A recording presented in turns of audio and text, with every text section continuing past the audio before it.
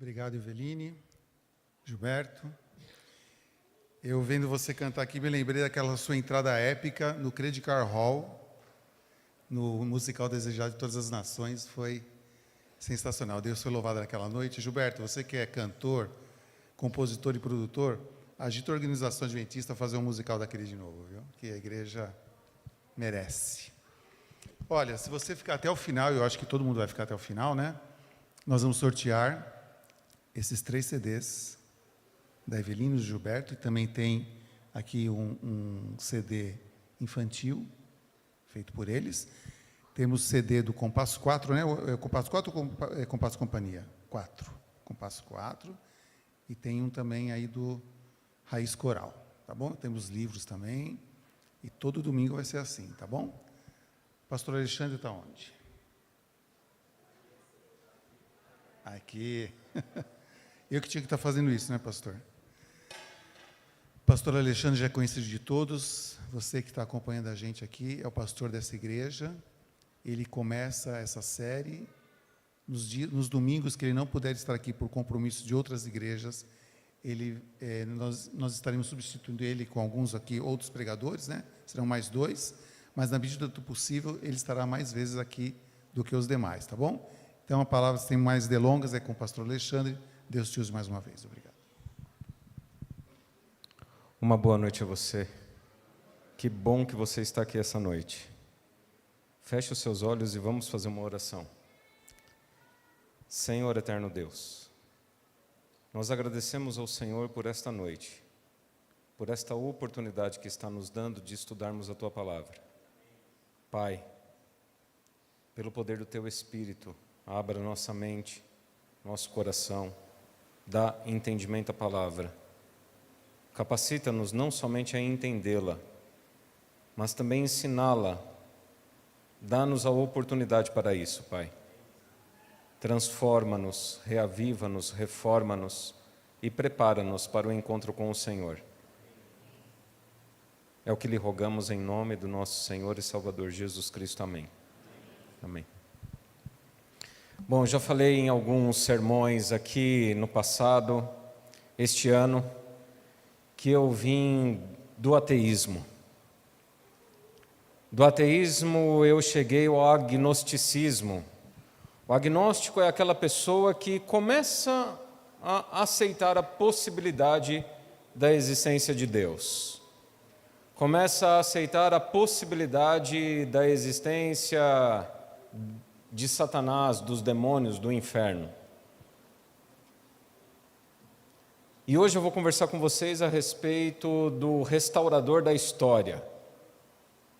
Algumas pessoas, e eu aprendi na minha jornada de ateísmo, que a fé é o ópio do povo. Já ouviram falar dessa frase? E que o povo, ele é iludido pela fé. Porque a fé não possui argumentação, mas na verdade é apenas uma ilusão, uma manipuladora de massas. Essas eram coisas que eu escutava no ensino médio, nas coisas que eu escutava na faculdade e que eu acreditava. Até que eu me deparei um dia com a história deste homem aqui. Vê para mim, Daniel, por favor. Tá ligado, viu?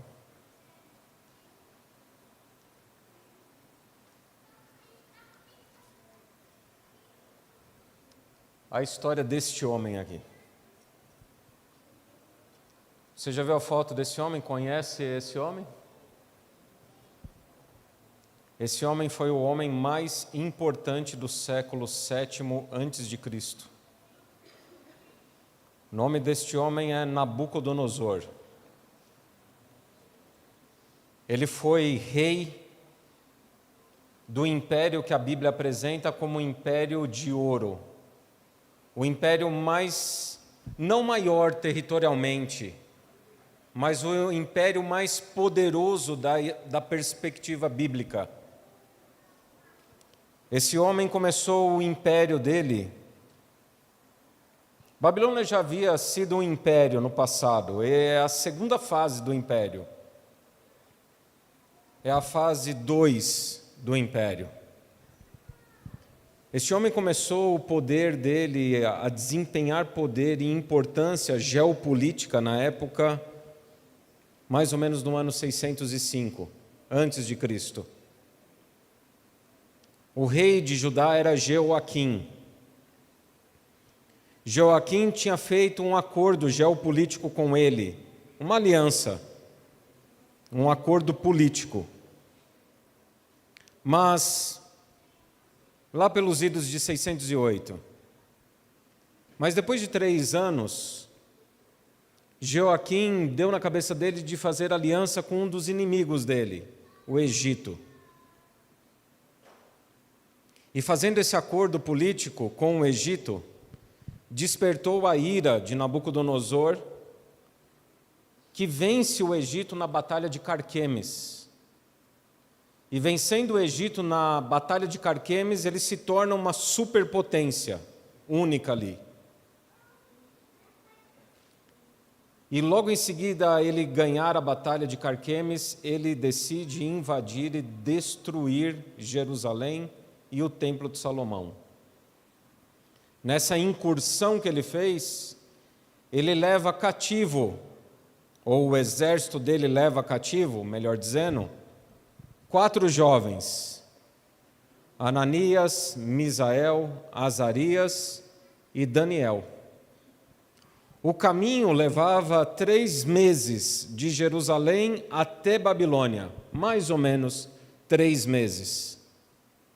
Nessa jornada de 3 meses, esses 4 jovens tomaram a decisão firme de manterem-se fiéis a Deus, de viver, ainda que em situação de escravidão, manterem-se fiéis ao Deus do céu, independentemente das circunstâncias. Passaram por provações, eles passaram por uma peneira, primeiro de aparência, depois de inteligência. E o rei então os selecionou, e a Bíblia no capítulo 1 de Daniel diz que os entregou aos chefes dos eunucos. E daí nós subentendemos que eles foram emasculados. Imagine para um judeu ser emasculado, ser castrado, uma vez que, como cerne de fé e de cultura, a vinda do Messias era ansiada, era esperada, mas agora, fisicamente, aquela promessa não poderia se cumprir através deles, porque eles já não tinham mais o órgão genital. Mas mesmo sob essas circunstâncias, Daniel, Ananias, Misael e Azarias permaneceram fiéis a Deus. Depois de 3 anos e meio, Deus providenciou a salvação desse homem. Deus quis salvar o homem mais poderoso da terra, o homem que invadiu e destruiu o templo de Deus, o homem que emasculou e matou homens, mulheres, crianças. Mas Deus é um Deus misericordioso que quer salvar todos. E esse homem, então, depois de chegar quase no ápice, no auge do império dele, contemplando toda a construção do seu império, foi deitar naquela noite pensativo. O que há de ser depois de mim? Será que o meu reino será eterno? Será que eu vou ter filhos, netos, bisnetos, tataranetos e para sempre dominaremos o mundo? E ele foi dormir com esses pensamentos. E ao dormir com esse pensamento, Deus, na infinita misericórdia, no plano da redenção e salvação dele, enviou um sonho para esse homem. Ele sonhou com uma grande estátua, cabeças de ouro, peitos e braços de prata, ventres e coxas de bronze, pernas de ferro e pés ferro com barro. E a cena é bem descritiva e bem detalhada, mostrando que o sonho foi um sonho vívido, não foi somente uma fotografia, uma imagem estática.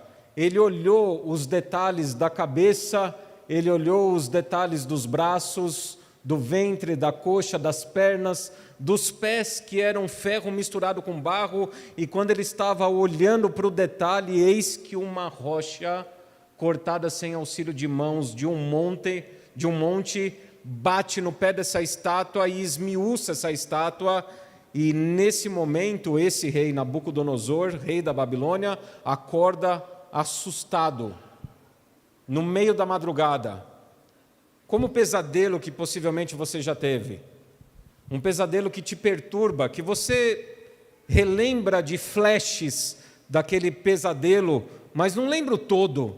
Você percebe que o sonho é importante, que passava uma mensagem, mas você não lembrava direito desse sonho. Assim foi ele. Ele convida, ou melhor dizendo, ele convoca todos os sábios da Babilônia, os encantadores, os magos, os feiticeiros. Na Babilônia, a astrologia começou a nascer, os astros, a leitura do futuro. Ele convida todas essas pessoas, fala do sonho, mas essas pessoas, sob a ameaça dele, confessaram que seria impossível fazer o que o rei estava exigindo.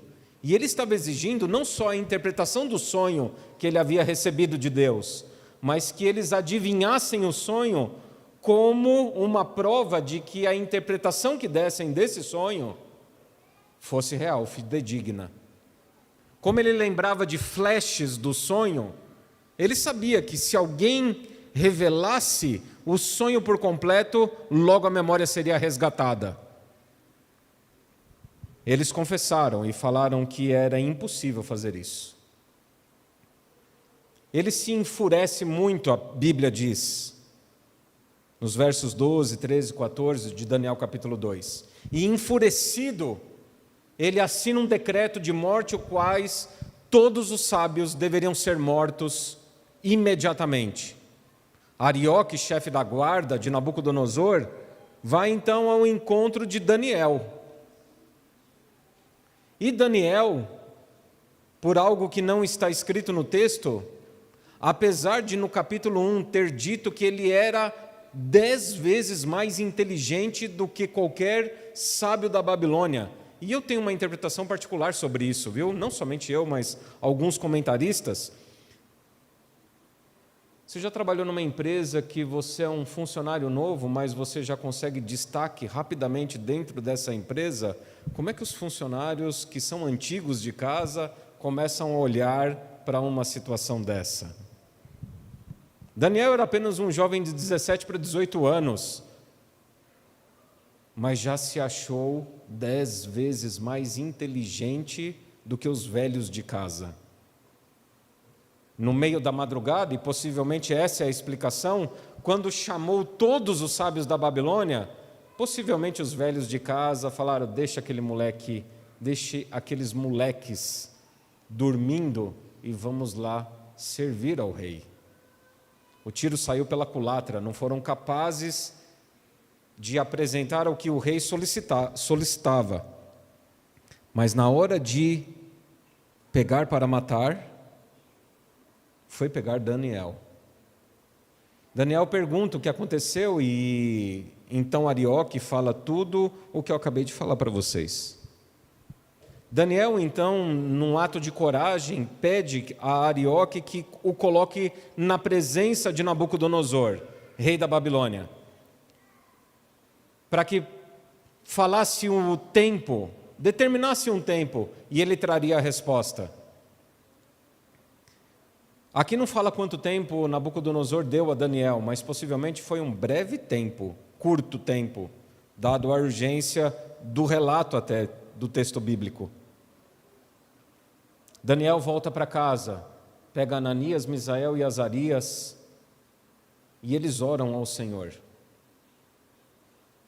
É interessante esse trecho do texto, e eu vou ler aqui para vocês, só o verso 18, o 17 e o 18 do capítulo 2.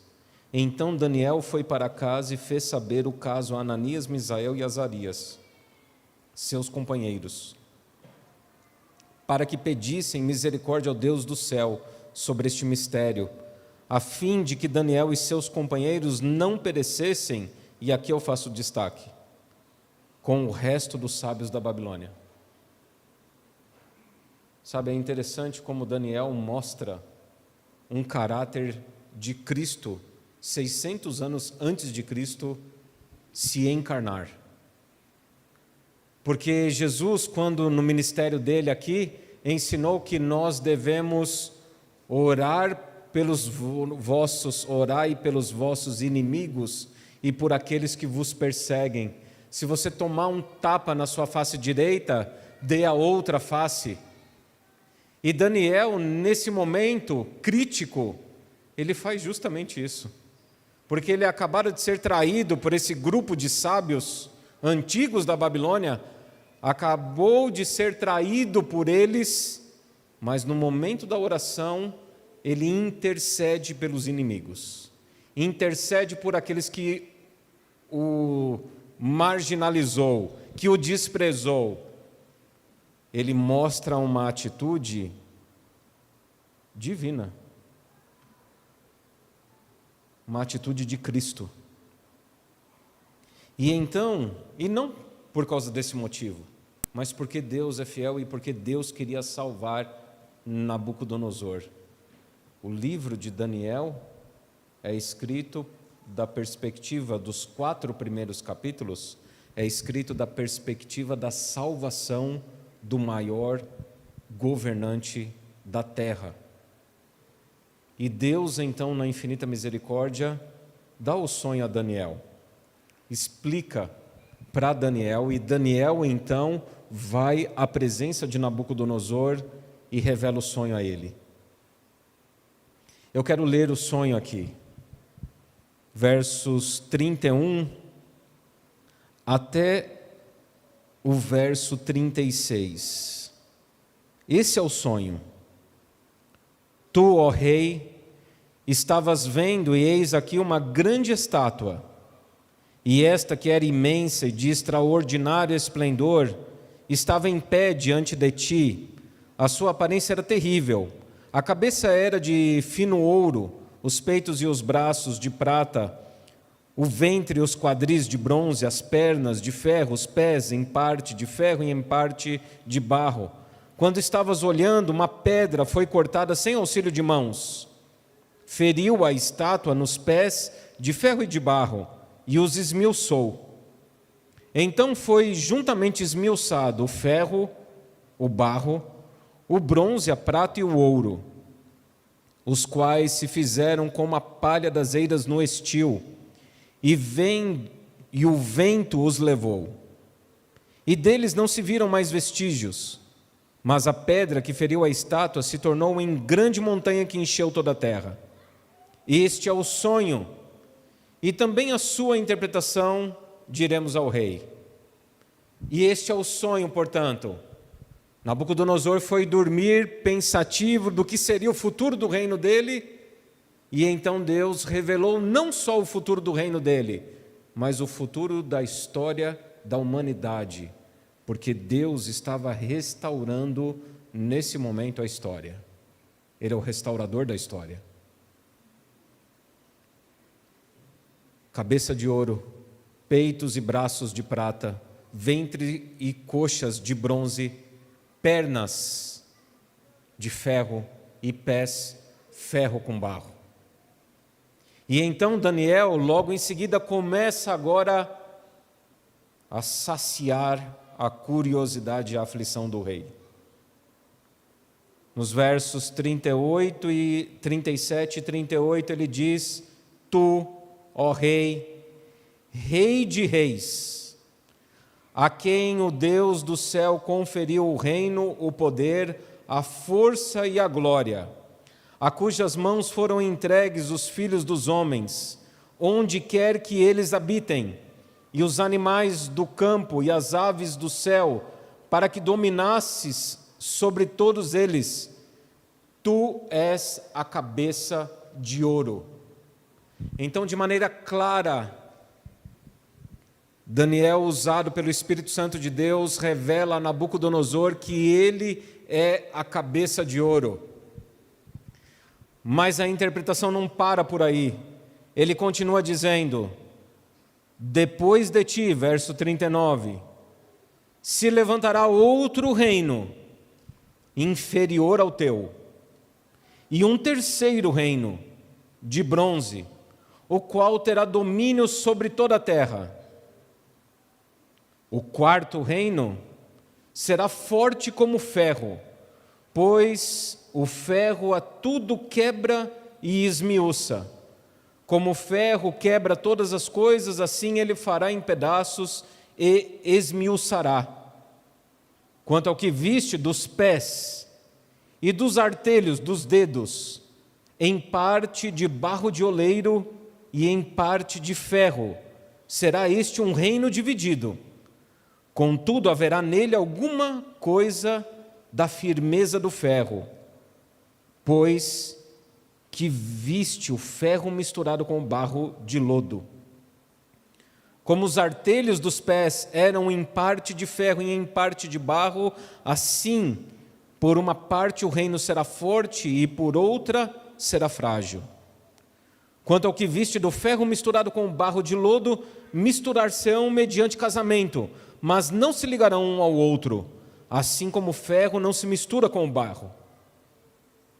Agora o verso 44 e 45.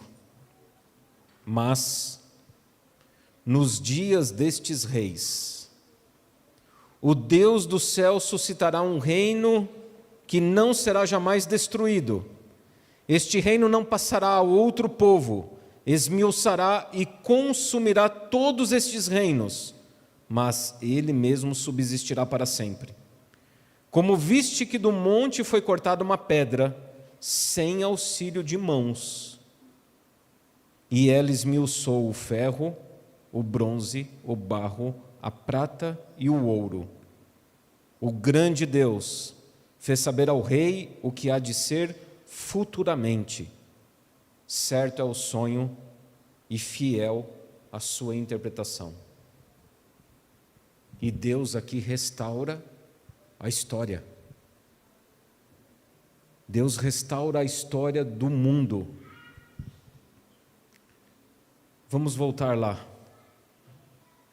Ouro, prata, bronze, ferro, ferro e barro. Passa para mim. Veja, são fotos reais, viu? Quando você vê o desenho da estátua, não é uma invenção. Esse é Nabucodonosor. Foi achado arqueologicamente documentos, mais de 35 mil. Mais de 35 mil documentos que se encontram no Museu de Londres. E alguns artefatos arqueológicos se encontram no Museu de Berlim, na Alemanha. Tabletes com a escrita cuneiforme, que ainda passado praticamente de 1840, 1860, até os nossos dias ainda esses tabletes continuam sendo traduzidos, continuam sendo levantados conteúdos a respeito de Nabucodonosor, rei da Babilônia.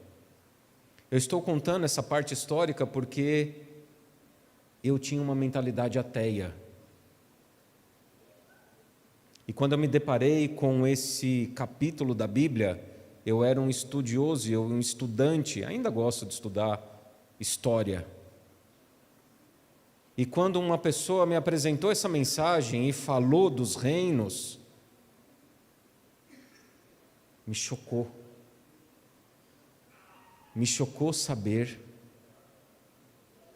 que a partir do ano 600 antes de Cristo, Deus descreveria a história com tantos detalhes. E eu entendo que esse Nabucodonosor, apesar de ter um panteão de 33 mil deuses na Babilônia, o panteão da Babilônia eram 33 mil deuses. O maior deus que eles adoravam era Marduk. Mas ele era tão politeísta, mas tão politeísta, mas tão politeísta, que ele acabou beirando o ateísmo. Porque quem quer adorar tantas coisas e tanta diversidade acaba não adorando nada. E a cada cultura que ele encontrava, a cada reino que ele dominava, ele absorvia essa cultura, criava um templo a esse Deus, e ele, na altura da vida dele, já estava perdido. Em quem crer? Em quem adorar? E passou a adorar a si mesmo, na verdade.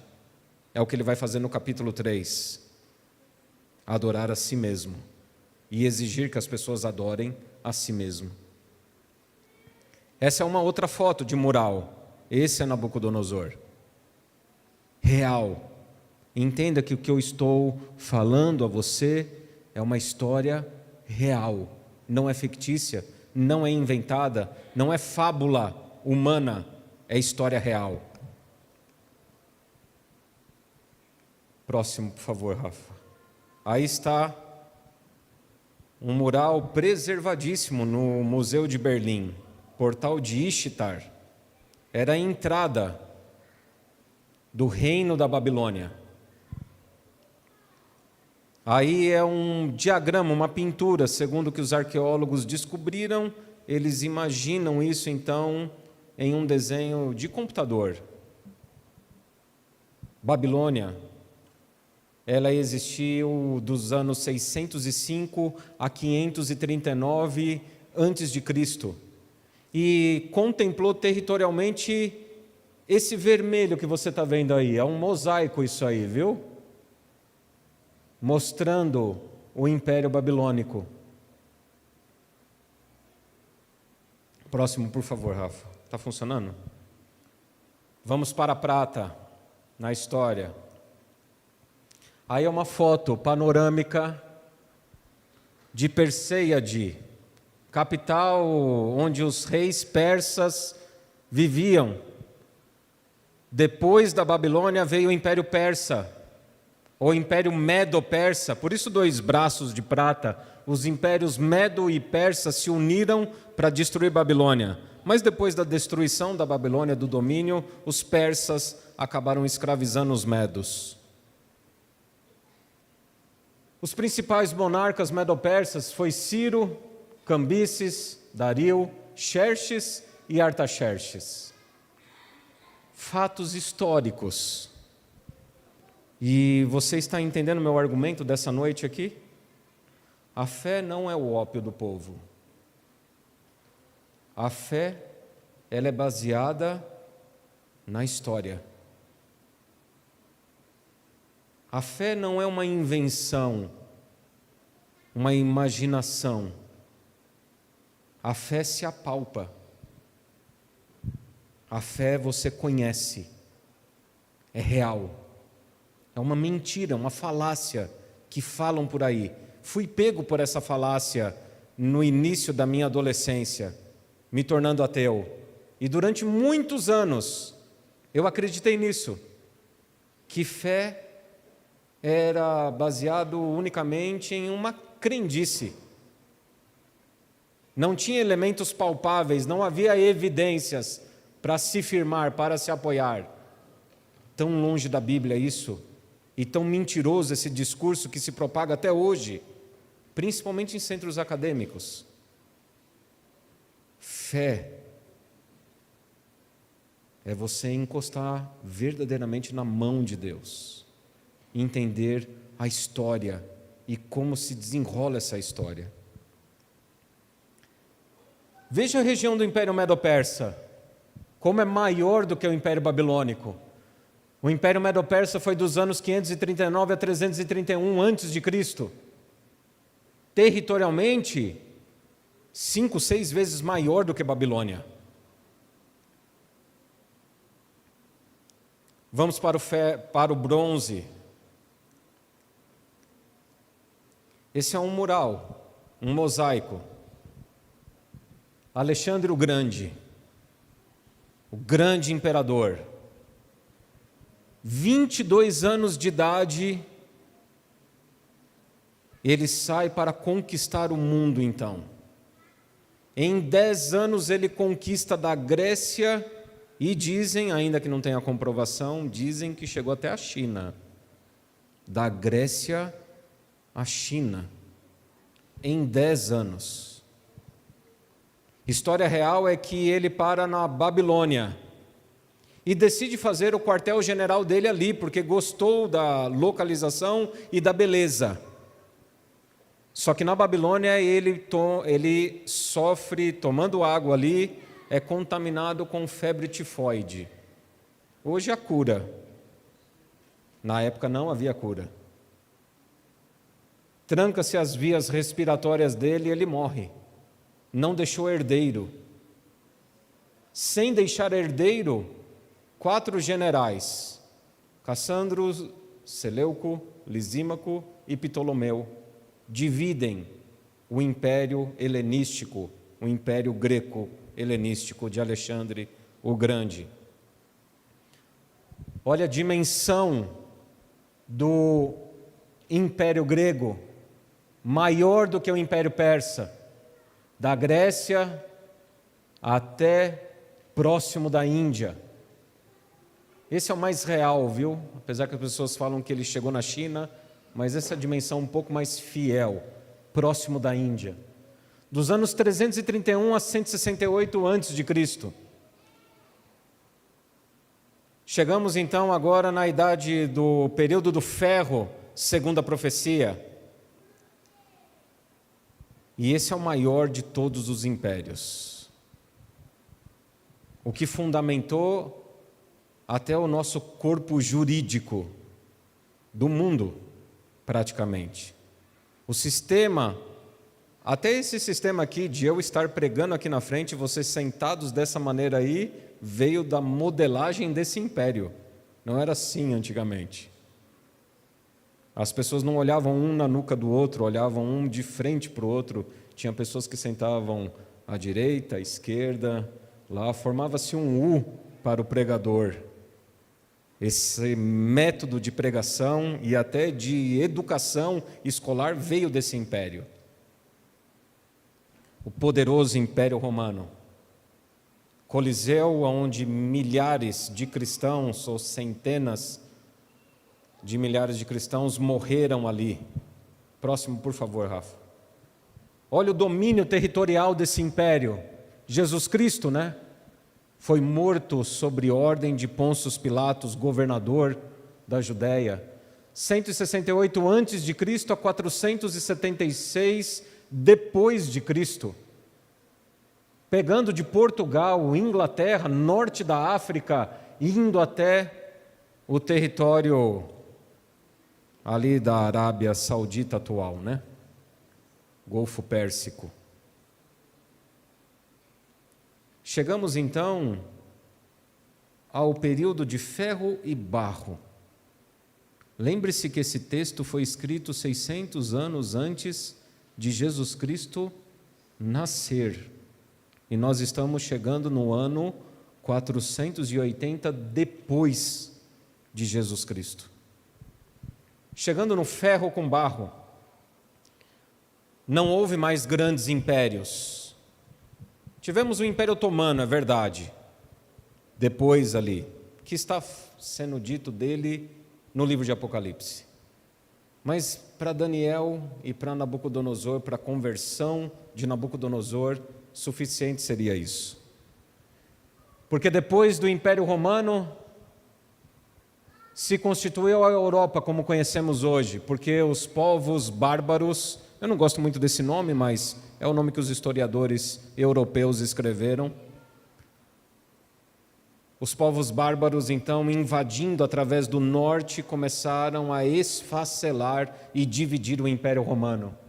São esses 10 povos bárbaros, os ângulos, francos, visigodos, suevos, vândalos, germanos, burgundos, ostrogodos, lombardos e érulos, que constitui então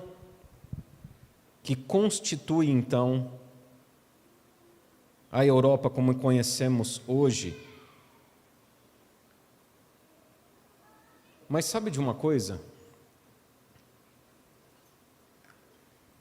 Deus não quer que você seja um especialista em história. Deus não quer que eu seja um especialista em história. Ele apresenta e resgata e restaura, e está restaurando a verdadeira história, não essa.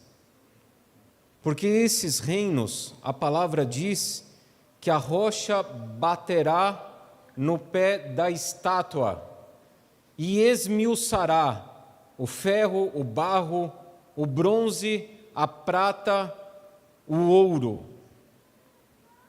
Você sabe que quando eu estudei esse texto, quando foi apresentado para mim, o instrutor bíblico, o professor de Bíblia meu, ele não chegou nem a comentar, mas eu comecei a pensar comigo assim, mas espera aí, voltei para casa naquele dia, né?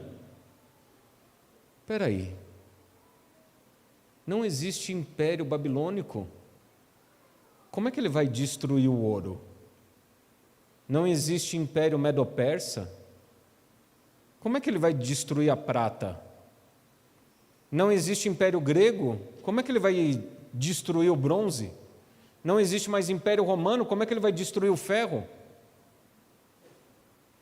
E fiquei me questionando sobre isso.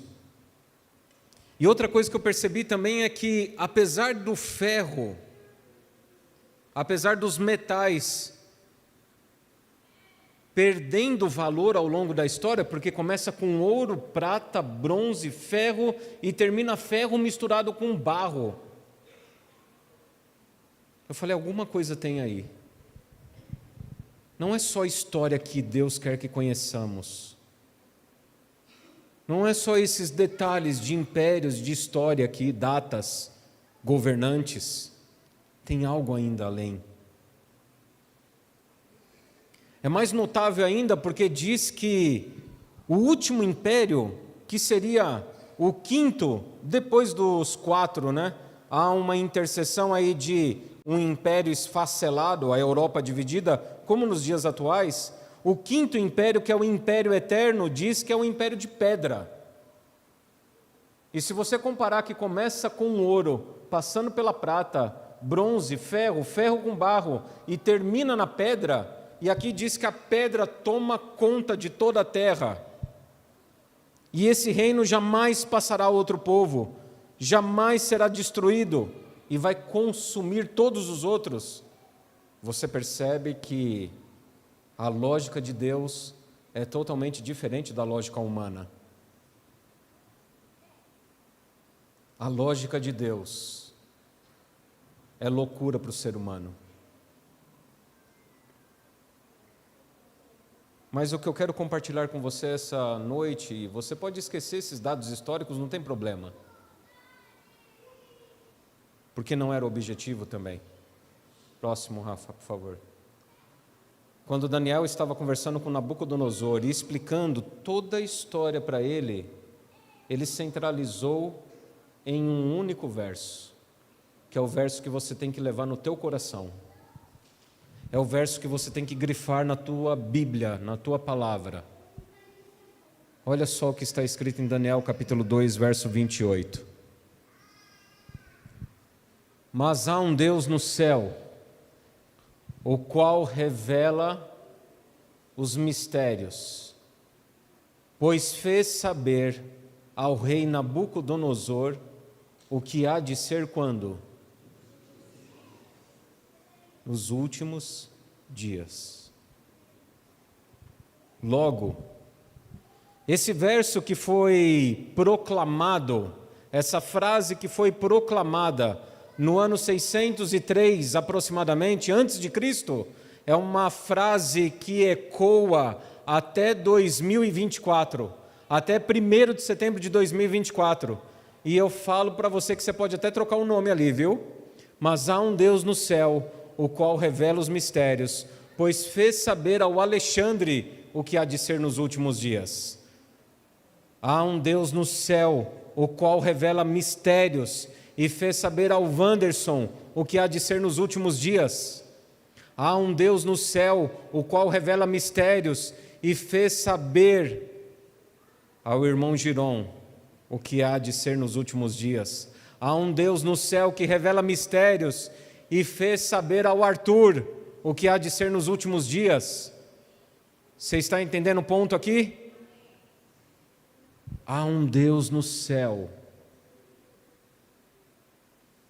que acompanha atentamente a história desse mundo.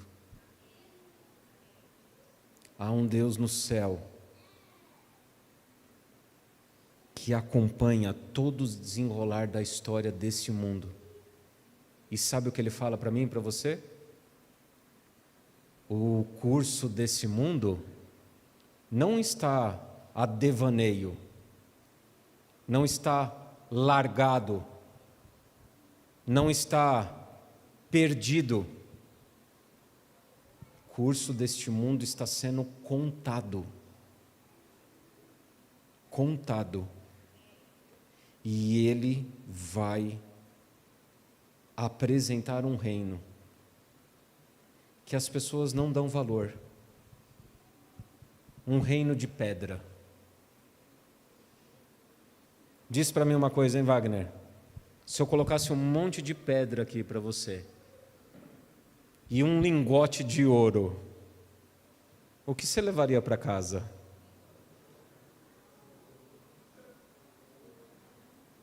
Se eu colocasse um saco de pedra aqui para você e um punhadinho de prata, o que você levaria para casa? Se eu colocasse um monte de pedra aqui e colocasse um adereço de bronze, o que você levaria para casa? É assim. O reino de Deus é um reino que as pessoas não dão valor, que as pessoas não entendem, não compreendem.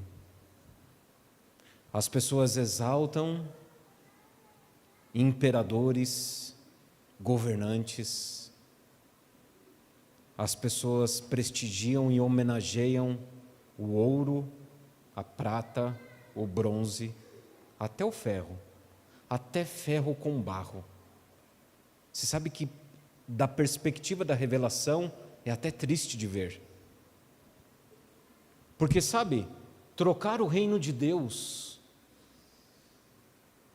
pelo período áureo da humanidade é até justificável, vamos dizer assim, ou até mais justificável, é isso que eu quero dizer, tá? Mais justificável do que a nossa geração que está trocando o reino de Deus por ferro misturado com barro. Você já parou para pensar nisso? A nossa geração se torna indesculpável, porque se Nabucodonosor ainda ficasse tentado em trocar o reino dele pelo reino de Deus, ainda o reino dele, ele tinha mais argumento do que eu e você, porque o reino dele era de ouro, o reino dele dominava a terra, todos os seres estavam sob sua responsabilidade. Agora nós estamos trocando o reino de Deus pelo quê? Um punhado de ferro misturado com barro? Porque o ouro já foi, a prata já foi, o bronze já foi, o ferro já foi. Uma outra verdade presente que eu apresento a você aqui essa noite, eu não sei se você parou para pensar nisso. Sabe que quando meu avô falava assim, ai, que bom que eram meus tempos. Você já falou essa frase? Isso é o nível da idade, né? Começar a sentir saudade do passado é problema. Mas sabe de uma coisa? O que as pessoas não percebem é que, a despeito do avanço tecnológico, A humanidade não está progredindo, ela está afundando. Mas a própria humanidade não enxerga isso. Já foi o tempo áureo, já foi o tempo de prata, veio o tempo de bronze, chegou o ferro, e agora nós estamos vivendo num período de ferro misturado com barro. E é justamente no período da própria esfacelação, da própria divisão, da própria destruição, da própria humanidade, que Deus vai suscitar um reino que jamais será destruído. Porém, esse reino, as pessoas não o valorizam. As pessoas correm atrás do ouro, da prata, do bronze. Na verdade, hoje, as pessoas estão trocando o reino dele por ferro com barro. Nem por ouro é, muito menos por prata e nem por bronze. Eu ouvi uma reportagem recentemente, não sei se vocês já viram, estamos caminhando para o final, que pela primeira vez na história, a geração, eu sou da geração X, viu? Já viram essa reportagem? A geração Z, fizeram uma pesquisa lá e descobriram que o QI da geração Z é menor do que da geração X, em média. Vocês estão entendendo como essa profecia ela vai muito além do que somente impérios? Não fala só de impérios, mas fala da própria decadência do mundo. Decadência. E diz que a geração alfa está mais baixa intelectualmente do que a geração Z. Eles dizem por aí. O ser humano está chegando no final da história dele. Mas Deus é um Deus que restaura a história. Ele vai estabelecer um reino eterno. E Ele acompanha tudo isso, viu? Me conforta saber que esse Deus pede de mim, de você, uma fé não pautada na ignorância, no ópio, como diz por aí, na manipulação de massa, como dizem por aí.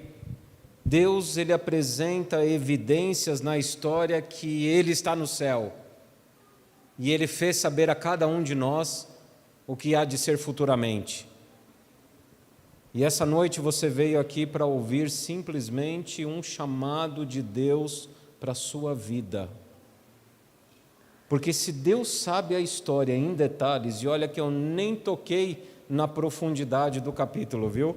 Não falei da questão dos casamentos, não falei do que aconteceria na Europa ali, os erros de ignorância de Napoleão Bonaparte e de Adolf Hitler, que se tivesse estudado o capítulo 2 de Daniel, não teriam nem perdido a guerra.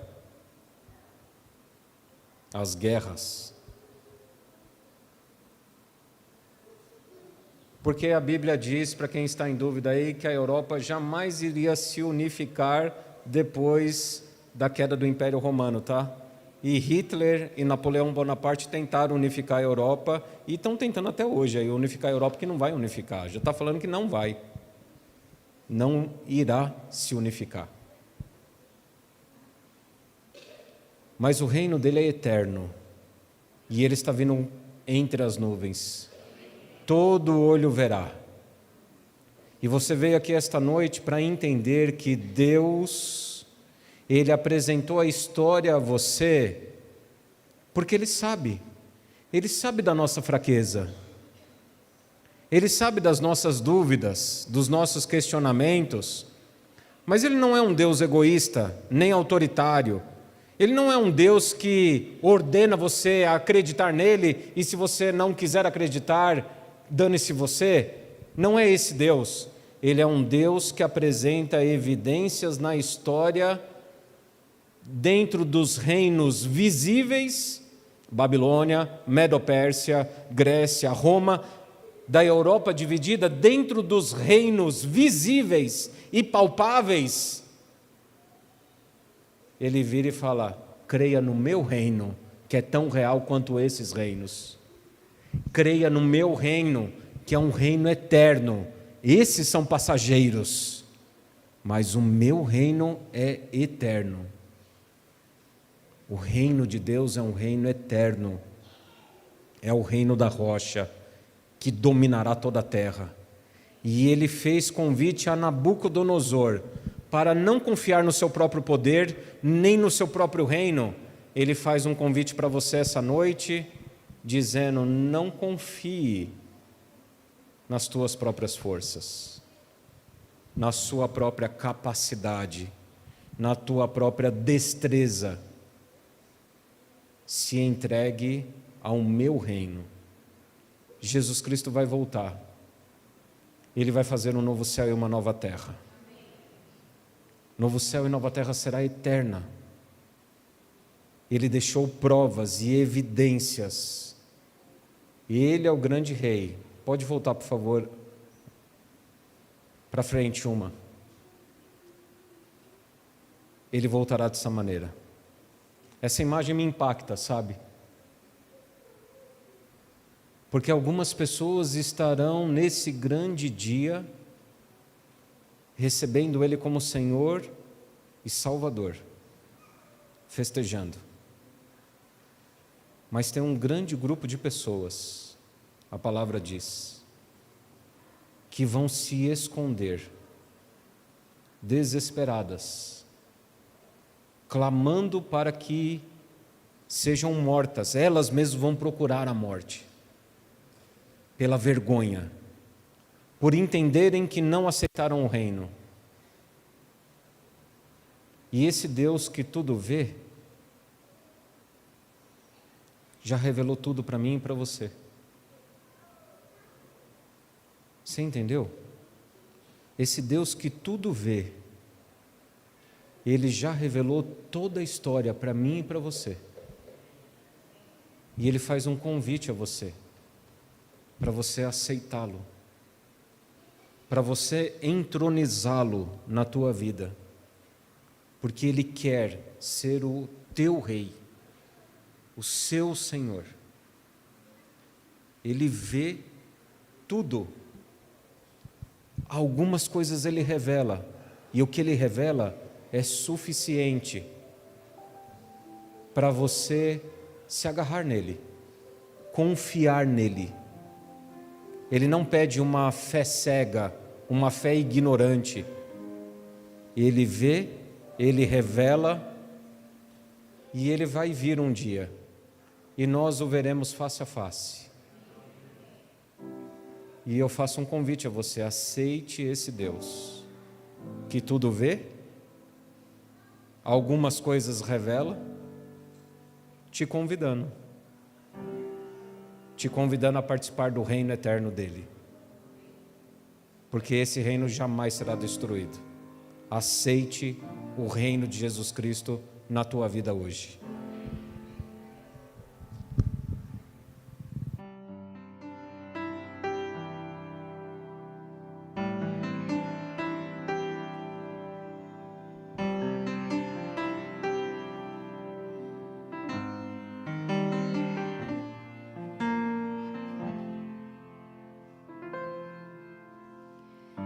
Deus habita acima das estrelas, honrado pelos anjos, seu nome tem poder. Reina sobre todo o universo, em sua autoridade, rege as nações. Esse mesmo Deus conhece a tua vida, conhece o teu mundo, conhece o teu ser. Ele sabe tudo o que sentes, vê dentro da alma. Esse Deus é o Deus que tudo vê.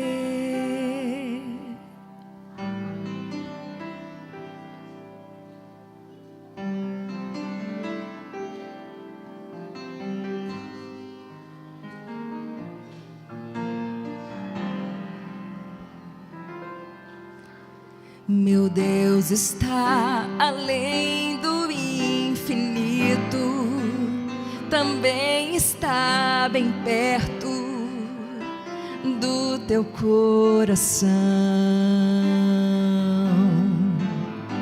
Ele não oculta o seu amor e sempre está disposto a suavizar a tua dor.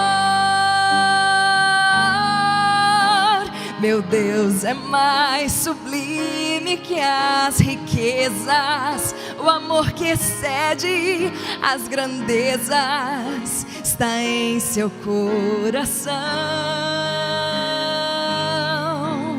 Conhece os humildes e contritos, dá alívio aos aflitos e nunca vai negar-te a mão. Esse mesmo Deus conhece a tua vida, conhece o teu mundo, conhece o teu ser. Ele sabe tudo o que sentes, vê dentro da alma. Esse Deus é o Deus que tudo vê. Esse Deus ainda chora as tuas lágrimas, conhece tuas lutas e sabe os porquês. Ele é o autor da tua vida. Só Ele vai sarar tuas feridas. Esse mesmo Deus conhece a tua vida, conhece o teu mundo, conhece o teu ser. Ele sabe tudo o que sentes, vê dentro da alma. Esse Deus é o Deus que tudo vê.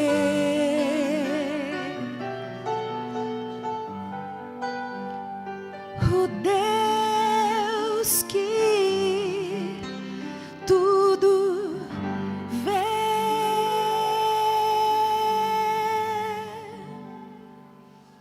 Amém.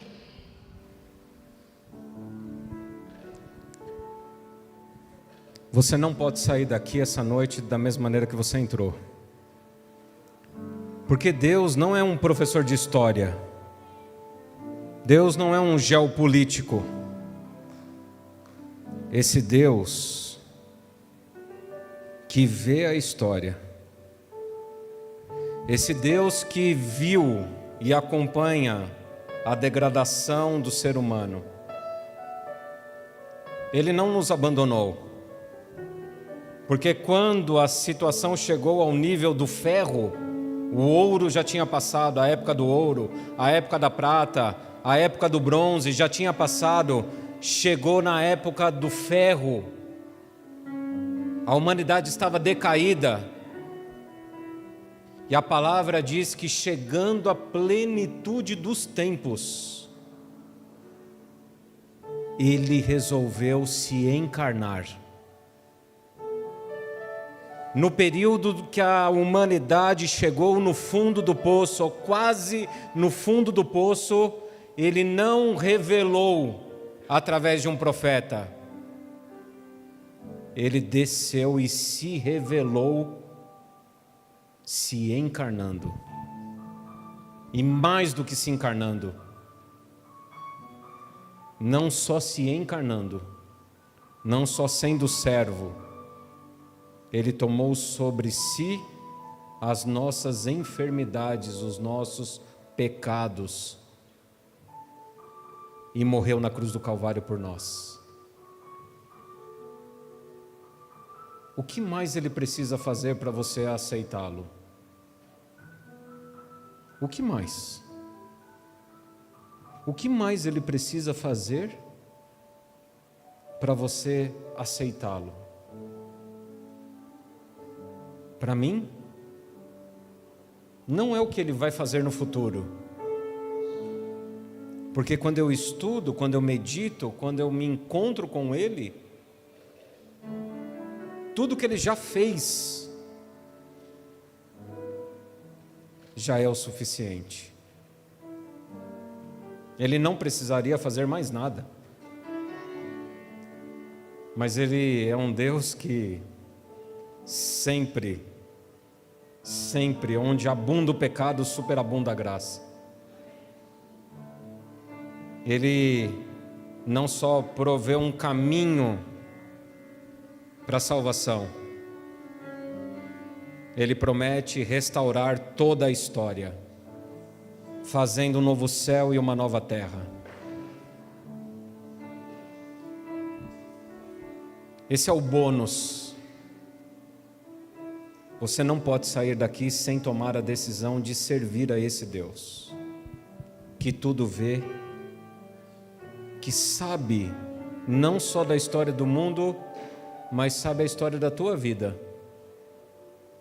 Sabe das tuas lutas, não somente das guerras, mas Ele sabe das lutas, das suas lutas.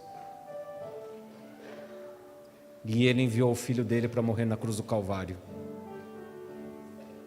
para te dar uma nova história. Ele é o restaurador não só da história do mundo, mas Ele quer ser o restaurador da tua história. E eu faço um apelo a você essa noite: aceite-o como Senhor e Salvador da tua vida. Aceite-o como o Deus que tudo vê e que tem poder de restaurar não só a história desse mundo, mas a história da tua vida.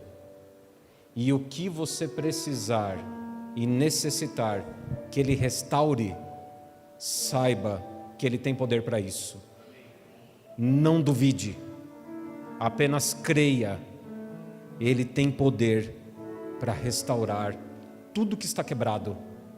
Ele tem poder para criar tudo que deixou de existir. E se você veio nessa noite duvidando, se questionando: será que Deus me vê?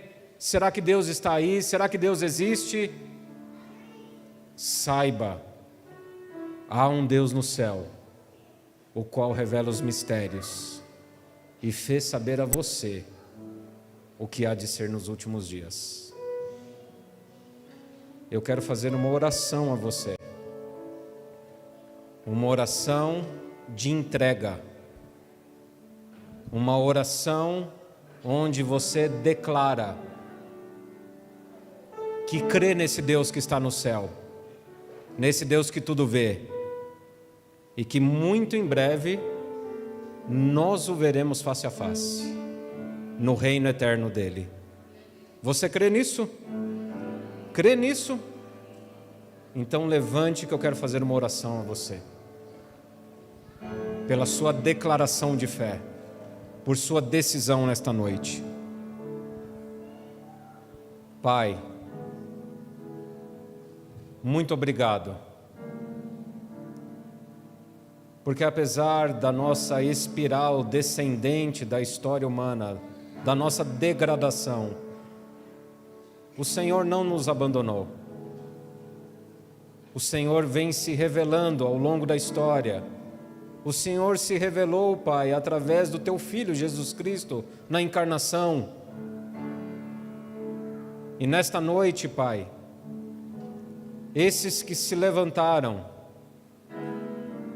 por livre e espontânea vontade, estão declarando a fé no Senhor.